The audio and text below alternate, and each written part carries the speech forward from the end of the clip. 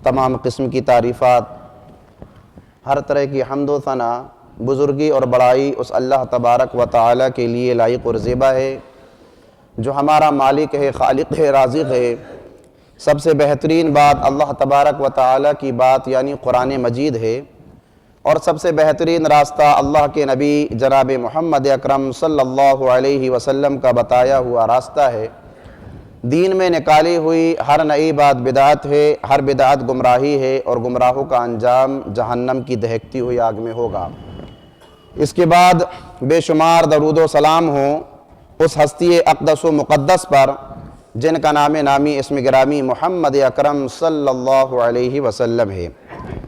محترم حضرات، نوجوان ساتھیوں، عزیز بچوں، میری آواز کو سننے والی پردہ نشین ماؤں اور بہنوں، آج کے اس خطبہ جمعہ میں جس موضوع کو لے کر میں آپ حضرات کے سامنے حاضر ہوا ہوں وہ ہے موسم سرما کے احکام و مسائل۔ ہم اور آپ جس موسم سے گزر رہے ہیں اس موسم کو موسم سرما کہا جاتا ہے، یعنی کہ ٹھنڈی کا موسم۔ دھیرے دھیرے ٹھنڈ اپنے عروج پر آ رہی ہے۔ کتاب و سنت کا جب ہم اور آپ مطالعہ کرتے ہیں تو پیارے نبی جناب محمد اکرم صلی اللہ علیہ وسلم نے موسم سرما کے، ٹھنڈ کے موسم کے کچھ احکام و مسائل بتائے ہیں جن کا جاننا ہمارے اور آپ کے لیے نہایت ہی ضروری ہے۔ آج کے خطبہ جمعہ میں موسم سرما، ٹھنڈ کے احکام و مسائل سے متعلق چند اہم اور ضروری باتیں آپ حضرات کے سامنے رکھنے کی کوشش کروں گا۔ سب سے پہلی بات کیا ہے؟ دیکھیے، ہم اور آپ موسم سرما میں داخل ہو چکے ہیں۔ ٹھنڈ کا موسم دھیرے دھیرے عروج پر آ رہا ہے۔ ہمیں کیا کرنا ہے؟ سب سے پہلا کام ہمارا اور آپ کا یہ ہے کہ ہم موسم کے آنے اور جانے پر غور و فکر کریں کہ اللہ تبارک و تعالیٰ نے موسم کیسے بنایا۔ گرمی کا موسم اللہ تبارک و تعالیٰ نے کیسے بنایا، یہ بھی عبادت ہے۔ ٹھنڈ کا موسم اللہ تبارک و تعالیٰ نے کیسے بنایا، زمین اللہ نے کیسے بنائی، آسمان اللہ تبارک و تعالیٰ نے کیسے بنایا، پہاڑ اللہ تبارک و تعالیٰ نے کیسے بنائے۔ تو یہ سوچنا اور یہ غور و فکر کرنا یہ عبادت ہے۔ قرآن مجید میں اللہ تبارک و تعالیٰ نے فرمایا وَيَتَفَكَّرُونَ فِي خَلْقِ السَّمَاوَاتِ وَالْأَرْضِ، کہ اللہ کی تخلیق پر، زمین اور آسمان کی پیدائش پر تفکر کیجئے، غور و فکر کیجئے، تدبر کیجئے۔ اور اسی بات پر اہل علم نے کہا ہے کہ افضل العبادہ التفکر فی خلق اللہ، اللہ کی تخلیق میں اللہ تبارک و تعالیٰ نے جو جو چیزیں پیدا کی ہیں ان چیزوں پر غور و فکر کرنا، سوچنا، تدبر کرنا، یہ بہترین عبادت ہے، افضل ترین عبادت ہے۔ میرے اسلامی بھائیوں، تو یہ صرف عبادت ہی نہیں بلکہ اللہ تبارک و تعالیٰ نے غور و خوض کرنے والوں کو، تدبر کرنے والوں کو، سوچنے والوں کو عقل مندوں میں شمار کیا۔ جیسا کہ سورۃ آل عمران کے اندر اللہ تبارک و تعالیٰ نے فرمایا ان فی خلق السماوات والارض واختلاف اللیل والنہار لآیات لأولی الالباب، کہ بے شک آسمانوں کی پیدائش میں، زمین کی پیدائش میں، دن اور رات کے آنے جانے میں عقل مندوں کے لیے نشانیاں ہیں۔ عقل مند کون ہیں؟ جو اللہ کا ذکر کرتے ہیں، کھڑے ہیں تو اللہ کا ذکر کر رہے ہیں، بیٹھے ہیں تو اللہ کا ذکر کر رہے ہیں، پہلو کے بل لیٹے ہیں تو اللہ کا ذکر کر رہے ہیں، زمین و آسمان کی پیدائش میں غور و فکر کر رہے ہیں، تدبر کر رہے ہیں۔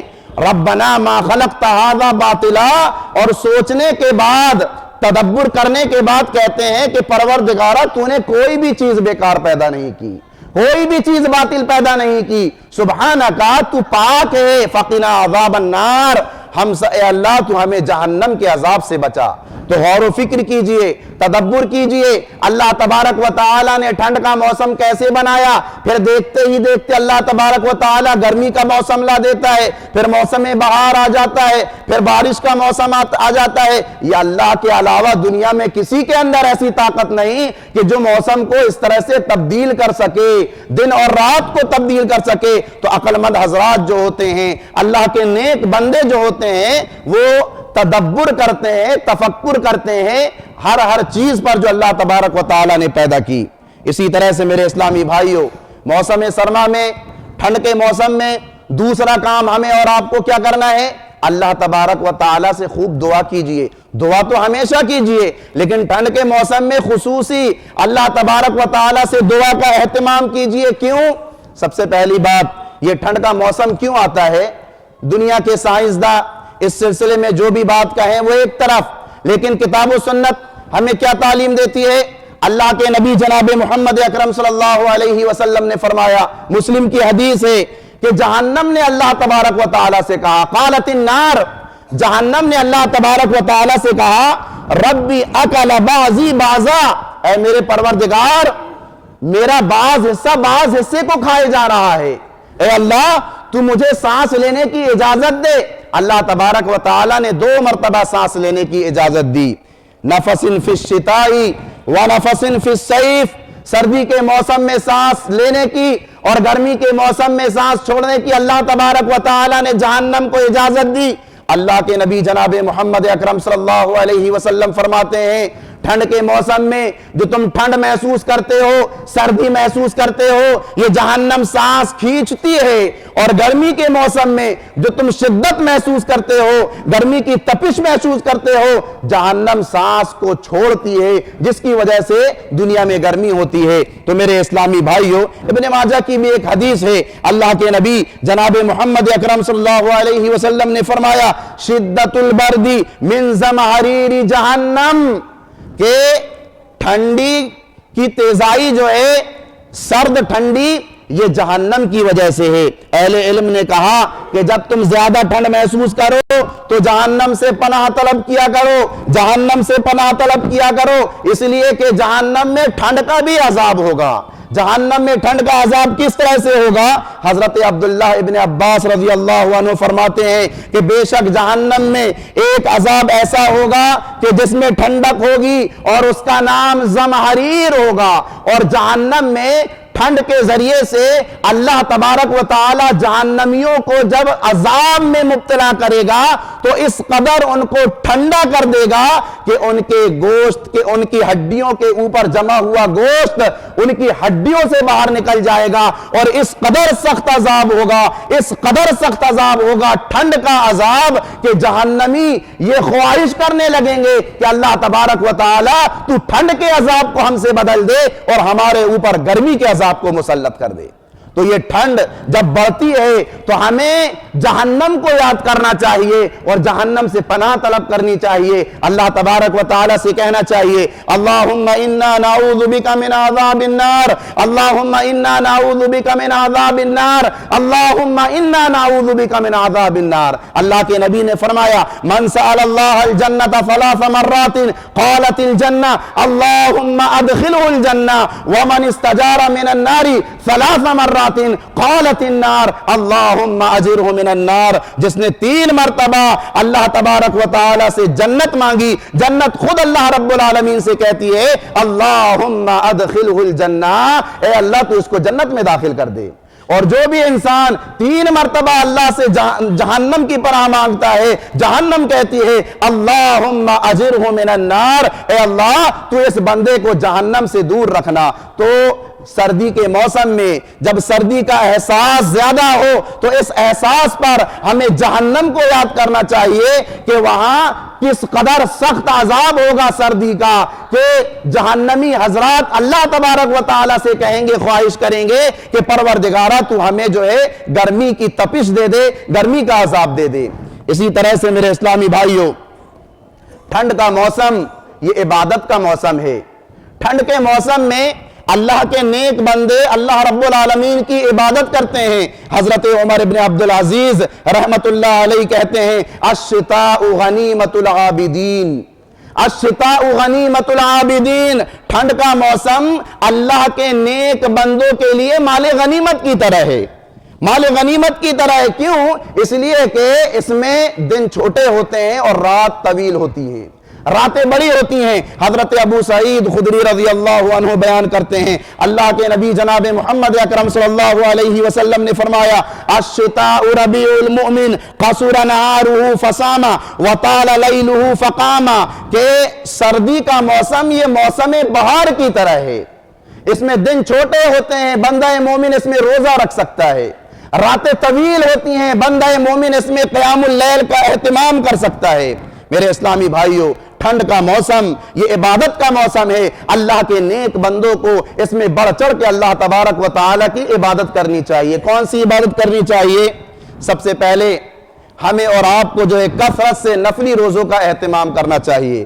اللہ کے نبی جناب محمد اکرم صلی اللہ علیہ وسلم نے فرمایا الصوم فی الشتاء، اے میری امت کے لوگوں تم ٹھنڈ کے موسم میں روزوں کا اہتمام کیا کرو۔ کیوں؟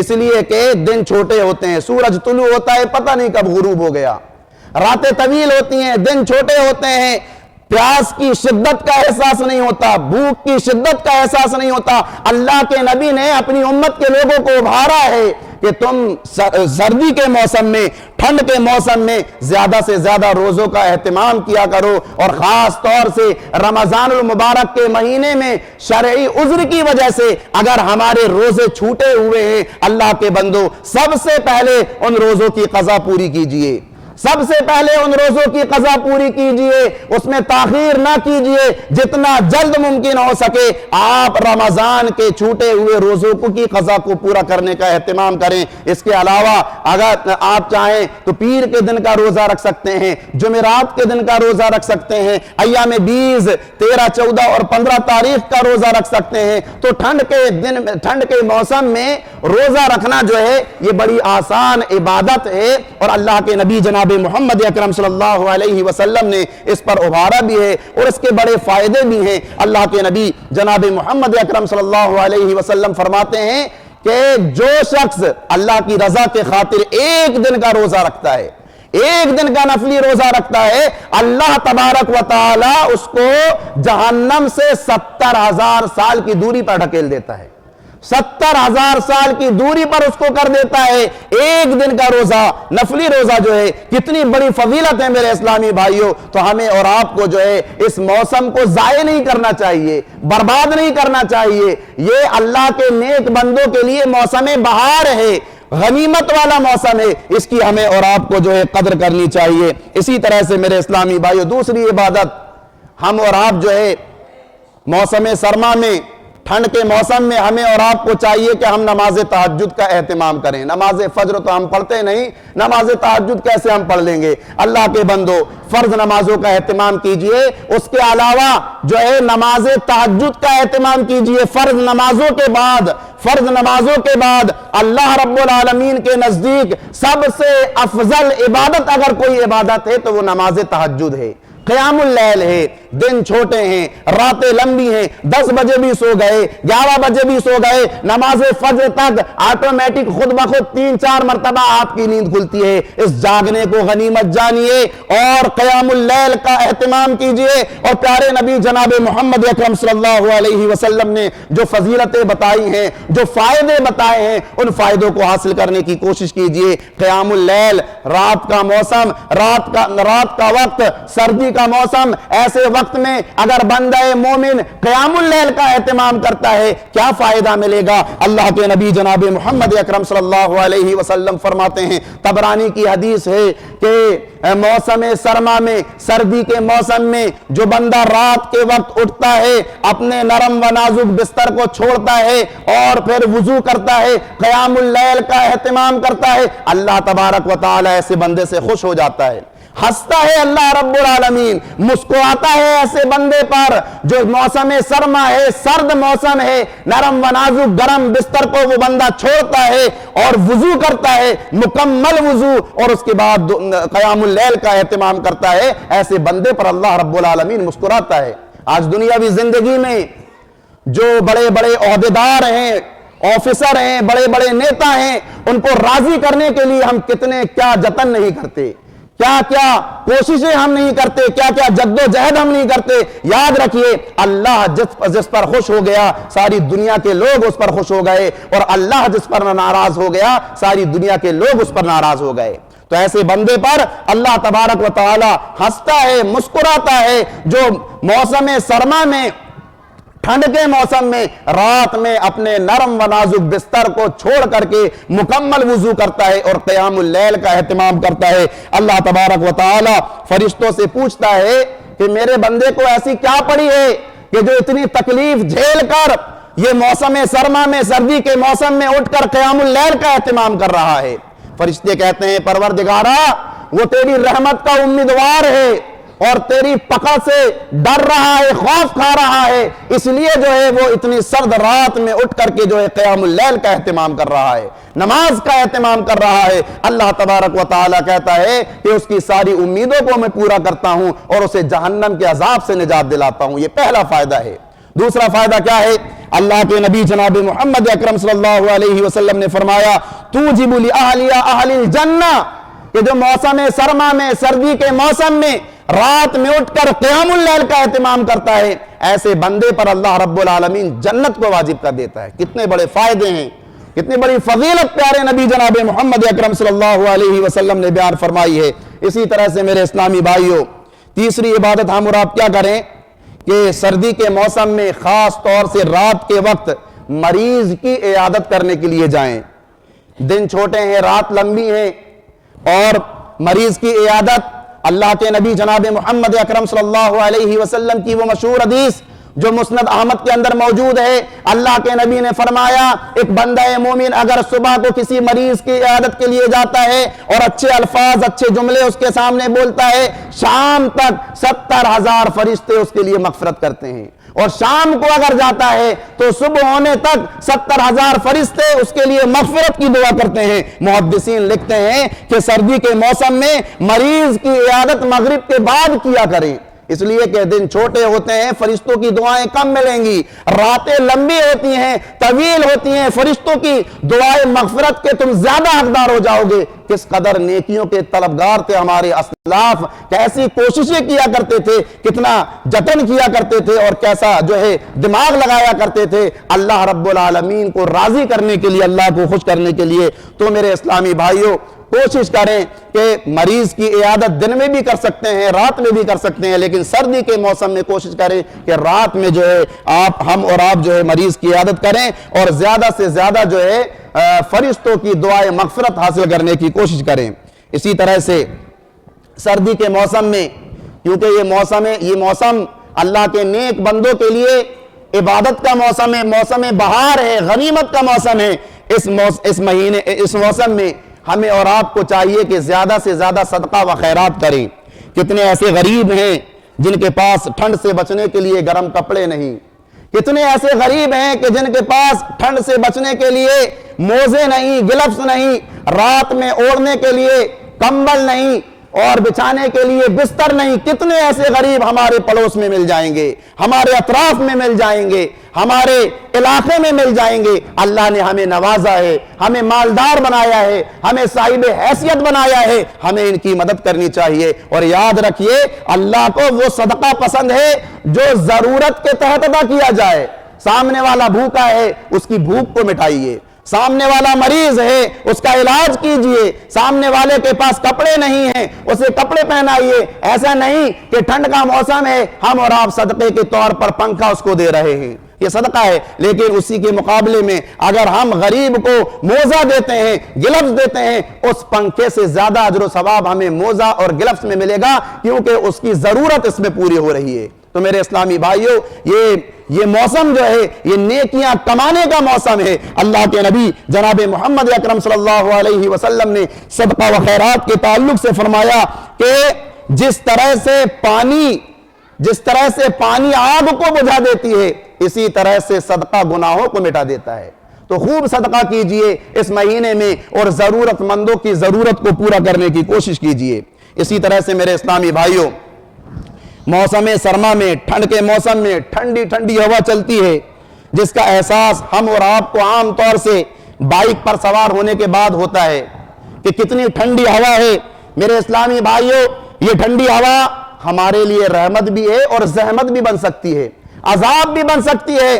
اللہ تبارک و تعالی نے اسی ٹھنڈی ہوا کے ذریعے سے قوم کو ہلاک کیا۔ وَأَمَّا عَادٌ فَأُهْلِكُوا بِرِيحٍ صَرْصَرٍ عَاتِيَةٍ، قوم عاد کو اللہ تبارک و تعالی نے ٹھنڈی ہوا کے ذریعے سے حالات کو برباد کر دیا، ختم کر دیا۔ تو میرے اسلامی بھائیوں، یہ ٹھنڈی ہوا جو موسم سرما میں آتی ہے، یہ ہمارے لیے رحمت بھی بن سکتی ہے اور زحمت بھی بن سکتی ہے، لہذا عذاب بھی بن سکتی ہے۔ اس لیے جب بھی ہم گھر سے باہر نکلیں تو اس ٹھنڈی ہوا کو رحمت بنانے کی کوشش کریں، اپنے اوپر عذاب بنانے کی کوشش نہ کریں۔ اللہ کے نبی جناب محمد اکرم صلی اللہ علیہ وسلم کی اس دعا کو یاد کر لیجئے، اور جب بھی گھر سے باہر نکلیں اس دعا کا اہتمام کیجئے۔ کون سی دعا ہے؟ اللہ کے نبی نے فرمایا اللہم انی اسألک خیرہا وخیر ما فیہا وخیر ما ارسلت بی واعوذ بک من شرہا وشر ما فیہا وشر ما ارسلت بی۔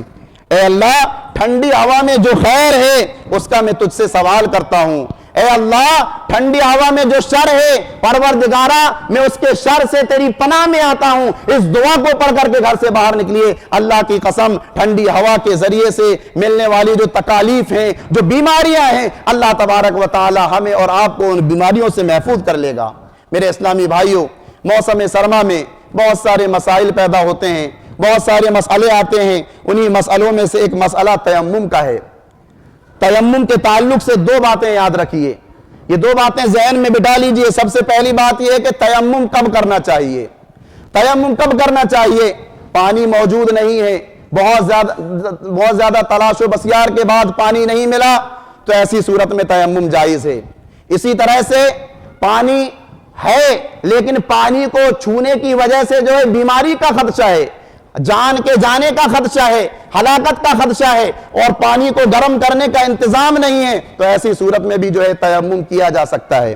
اسی طرح سے اگر کسی مسلمان پر غسل واجب ہو گیا ہے لیکن پانی بہت زیادہ ٹھنڈا ہے اور گرم کرنے کا انتظام نہیں ہے، حالت جنابت میں ہے، تو ایسی صورت میں بھی جو ہے وہ تیمم کر سکتا ہے۔ جس طرح سے وضو کا بدل تیمم ہے، اسی طرح سے غسل کا بدل بھی جو ہے تیمم ہے۔ ابو داؤد کی حدیث ہے، حضرت عمرو بن عاص رضی اللہ عنہ بیان کرتے ہیں کہ مجھے ایک سرد رات میں ٹھنڈ کے موسم میں احتلام ہو گیا، میں ناپاک ہو گیا اور ٹھنڈ بہت زیادہ تھی، پانی کو گرم کرنے کا کوئی انتظام نہیں تھا، اور مجھے ڈر لگ رہا تھا کہ اس ٹھنڈے پانی سے اگر میں غسل کروں گا تو میں ہلاک ہو جاؤں گا، میں بیمار ہو جاؤں گا، لہٰذا میں نے تیمم کر لیا اور نماز فجر پڑھائی، امامت کرائی۔ بعد میں صحابہ کو پتا چلا تو صحابہ نے اعتراض کیا، اللہ کے نبی جناب محمد اکرم صلی اللہ علیہ وسلم کے پاس گئے اور بتایا، تو اللہ کے نبی نے حضرت عمرو بن عاص رضی اللہ عنہ کو اپنے پاس بلایا، ان سے سوال کیا کہ کیا تم نے ایسا کیا ہے؟ تو انہوں نے کہا ہاں اللہ کے رسول، میں نے ایسا کیا ہے، اور مجھے ایسا کرنے پر کون سی چیز روکتی ہے؟ قرآن مجید میں نے اس آیت کریمہ کو پڑھا ہے کہ وَلَا تَقْتُلُوا أَنفُسَكُمْ إِنَّ اللَّهَ كَانَ بِكُمْ رَحِيمًا، کہ تم اپنے آپ کو ہلاک نہ کرو، اپنے آپ کو مارو نہ۔ تو میں نے اسی آیت پر استدلال کر کے جو ہے میں نے تیمم کر لیا۔ اللہ کے نبی مسکرا دیے اور خاموش ہو گئے۔ تو حالت اگر کسی انسان پر اگر غسل واجب ہو جاتا ہے تو ایسے، اور اگر پانی کے استعمال کرنے میں اسے بیماری کا خدشہ ہے، اندیشہ ہے، تو وہ تیمم کر سکتا ہے۔ اسی طرح سے دوسری بات، تیمم کیسے کرنا چاہیے، اس کا طریقہ کیا ہے؟ ہمیں اور آپ کو یہ طریقہ معلوم ہونا چاہیے۔ بخاری کی حدیث ہے، اللہ کے نبی جناب محمد اکرم صلی اللہ علیہ وسلم حضرت عمار بن یاسر رضی اللہ عنہ کو تیمم کا طریقہ سکھلاتے ہیں اور فرماتے ہیں، اے عمار، جب تم تیمم کرنے کا ارادہ کرو تو اچھی طرح سے نیت کر لو، اور نیت یہ دل کے ارادے کا نام ہے، انما الاعمال بالنیات، اعمال کا دار و مدار نیت پر ہے، تو نیت کر لو، اس کے بعد بسم اللہ پڑھو اور پاک مٹی پر جو ہے اپنے ہاتھ کو مارو، اس کے بعد پھر اپنے ہاتھ پر پھونک مارو، اس کو صاف کرو، اور پھر پورے چہرے پر اپنے ہاتھ کو پھیر لو، اور پھر اپنے دونوں ہاتھوں کے ہتھیلیوں کے پشت پر جو ہے اپنے ہاتھوں کی ہتھیلیوں کو پھیر لو، تمہارا تیمم ہو گیا۔ تو یہ تیمم کا طریقہ ہے۔ اسی طریقے سے ہمیں اور آپ کو جو ہے تیمم کرنا چاہیے۔ بہت سارے لوگ کیا کرتے ہیں کہ کلی کی ایکٹنگ کرتے ہیں، ناک میں پانی ڈالنے کی ایکٹنگ کرتے ہیں، پورے ہاتھ کو دھوتے ہیں، سر کا مسح کرتے ہیں تیمم کے طور پر، پیروں پر بھی تیمم کرتے ہیں، تو یہ طریقہ جائز اور درست نہیں ہے، اللہ کے نبی جناب محمد اکرم صلی اللہ علیہ وسلم سے ثابت نہیں ہے۔ اسی طرح سے میرے اسلامی بھائیوں، سردی کے موسم پر موزے پر مسح کرنے کے تعلق سے بھی جو ہے بہت ساری باتیں آتی ہیں، تو اس سلسلے میں ہمیں 3 باتیں یاد رکھنا چاہیے۔ سب سے پہلی بات جو ہے وہ یہ ہے کہ چمڑے کے موزے پر مسح کرنا جائز ہے۔ لیکن چمڑے کے موزے کے علاوہ جو دوسرے موزے ہیں جو کپڑے کے ہیں، اون کے ہیں، ان پر بھی مسح کیا جا سکتا ہے، ان پر بھی مسح کرنا جائز ہے۔ ابو داؤد کی حدیث ہے جس میں موزے کے تعلق سے جو لفظ استعمال کیا گیا ہے وہ ہے تساخین، اور تساخین ایسے موزے کو کہا جاتا ہے جس میں چمڑا بھی شامل ہے، اون بھی شامل ہے، اور ہر وہ چیز شامل ہے جس کو بنا کر کے جو ہے پیروں میں پہنایا جاتا ہے۔ تو ابو داؤد کی حدیث ہے، اللہ کے نبی جناب محمد اکرم صلی اللہ علیہ وسلم نے جو ہے اس موزے پر مسح کیا ہے، اور بہت سارے صحابہ کرام رضوان اللہ علیہ مجمعین ہیں جو اس کے قائل بھی ہیں۔ حضرت عبداللہ ابن مسعود، سعد ابن ابی وقاص رضی اللہ عنہ، حضرت سہل ابن سعد رضی اللہ عنہ، حضرت عمر ابن خطاب رضی اللہ عنہ، حضرت علی ابن طالب رضی اللہ عنہ، حضرت براء ابن عازب رضی اللہ عنہ، حضرت انس ابن مالک رضی اللہ، حضرت ابو امامہ الباہلی رضی اللہ عنہ، یہ جلیل القدر صحابہ کرام رضی اللہ عنہم بھی جو ہے اس کے قائل ہیں۔ تو چمڑے کے موزوں کے ساتھ ساتھ جو ہے اون کے اور دیگر چیزوں کے بنے ہوئے موزوں پر بھی جو ہے مسح کیا جا سکتا ہے۔ دوسری جو بات ہے وہ یہ ہے کہ ہم اور آپ اگر مقیم ہیں، بھوپال میں ہیں، تو ایک دن ایک رات موزے پر مسح کریں گے، اور اگر مسافر ہیں تو 3 دن 3 رات موزے پر مسح کریں گے۔ اور تیسری بات جو ہے موزوں پر مسح کا وقت کب سے شروع ہوتا ہے، تو میرے اسلامی بھائیوں یہ یاد رکھیے، مثال کے طور پر ہم صبح 10 بجے جو ہے اپنے کاروبار کے لیے نکلتے ہیں، تجارت کے لیے نکلتے ہیں، اچھی طرح سے وضو کر لیتے ہیں اور پیروں کو بھی اچھی طرح سے دھو لیتے ہیں، اس کے بعد پھر جو ہے اپنے پیروں پر موزے کو چڑھا لیتے ہیں، اس کے بعد اپنے کام کاج میں لگ جاتے ہیں، ظہر کی اذان ہوتی ہے، ہمارا وضو ٹوٹ جاتا ہے، وضو بنانے کے لیے ہم آتے ہیں، اچھی طرح سے وضو کرتے ہیں، اب یہاں ہمیں اپنے موزوں کو نہیں اتارنا ہے بلکہ جو ہے موزوں کے اوپر ہی جو ہے اپنی انگلیوں کو پھیر لینا ہے، اور موزے پر مسح کا وقت جو ہے یہیں سے شروع ہوگا۔ ظہر کے وقت میں مسح کیا ہے، ظہر کے وقت سے جو ہے اس کا وقت شروع ہوگا اور اگلے دن ظہر تک رہے گا۔ تو یہ 3 چیزیں موضوع پر مسح کے تعلق سے ہمیں اور آپ کو یاد رکھنا چاہیے۔ اسی طرح سے موسم سرما میں ہم اور آپ لوگ جو ہے کچھ غلطیاں بھی کرتے ہیں۔ وہ غلطیاں کیا ہیں کہ جلدی جلدی وضو کرنا، نماز کے لیے جلدی جلدی وضو کرتے ہیں، جس کی وجہ سے ہمارے اعضائے وضو بہت ساری جگہوں میں خشک رہ جاتے ہیں، جیسے کہ ہاتھوں کی کونی خشک رہ جاتی ہے اور پیروں کی جو ہے ایڑیاں خشک رہ جاتی ہیں۔ یہ بہت بڑا جرم ہے، بہت بڑا گناہ ہے۔ اللہ کے نبی جناب محمد اکرم صلی اللہ علیہ وسلم نے فرمایا کہ وضو میں خشک رہ جانے والی ایڑیوں کے لیے جہنم کی آگ کے ذریعے ہلاکت ہے۔ تو ہمیں اس کا خیال رکھنا چاہیے، اور اللہ کے نبی نے فرمایا کہ دو اجر و ثواب ہیں اس شخص کے لیے جو کراہیت کے باوجود جو ہے مکمل وضو کرتا ہے۔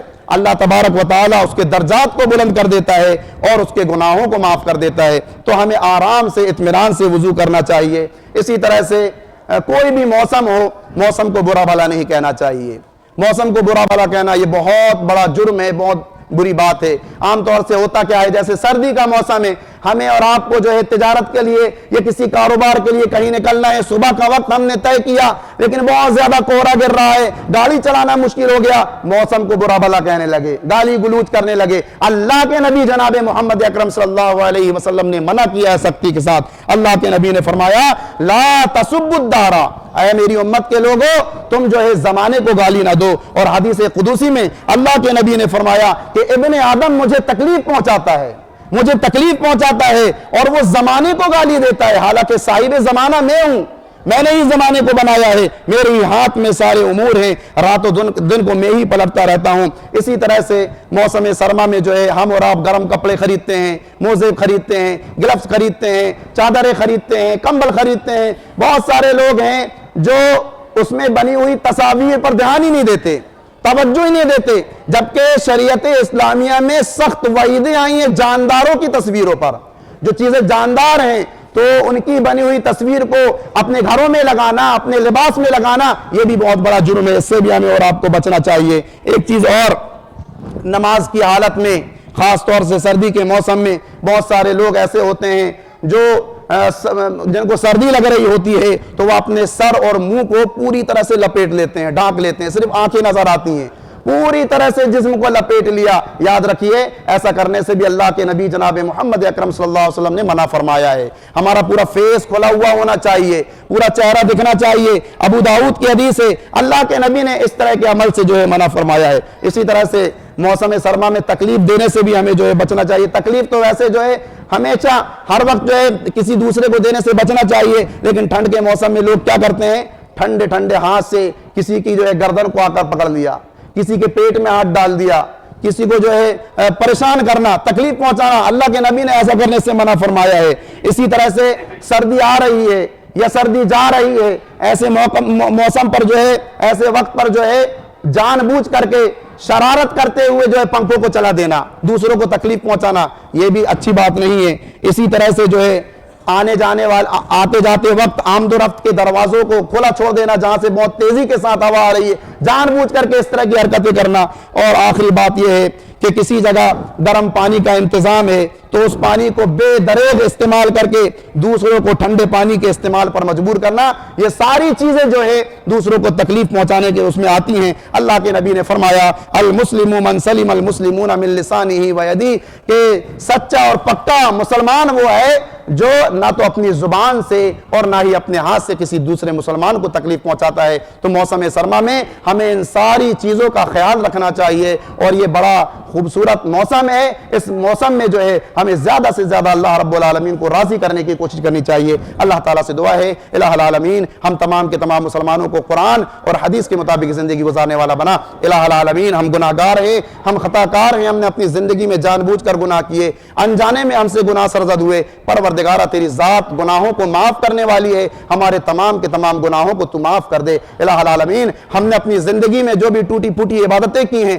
تو ان کو شرف قبولیت عطا فرما. الہ العالمین جو بیمار ہیں, جو حادثات کا شکار ہو چکے ہیں, جن کو بڑی بڑی بیماریوں نے اپنے شکنجے میں لے لیا ہے, ہماری ہی اپنے جماعت کے ایک بھائی ہیں جنہوں نے گزشتہ جمعہ بھی دعا کی درخواست کروائی تھی, محمود بھائی, ان کے بھانجے ہیں جناب ارسلان صاحب, ان کی دونوں کڈنیاں خراب ہو چکی ہیں. پروردگارہ تو ان کو شفائے کاملہ عاجلہ عطا فرما. الہ العالمین وہ لوگ جن کی شادیاں ہو گئیں لیکن اولاد جیسی نعمت سے وہ محروم ہیں, پروردگارہ تو ان کو نیک اور صالح اولاد عطا فرما. الہ العالمین جن کی ابھی تک شادیاں نہیں ہوئی ہیں ان کو نیک اور صالح جوڑے عطا فرما. الہ العالمین جو قرض دار ہیں ان کے قرض کو ادا کرنے کے اسباب پیدا فرما. الہ العالمین ہم تمام کے تمام مسلمانوں کو بروز قیامت جہنم کی دہکتی ہوئی آگ سے بچا کر اپنی جنت میں داخل فرما.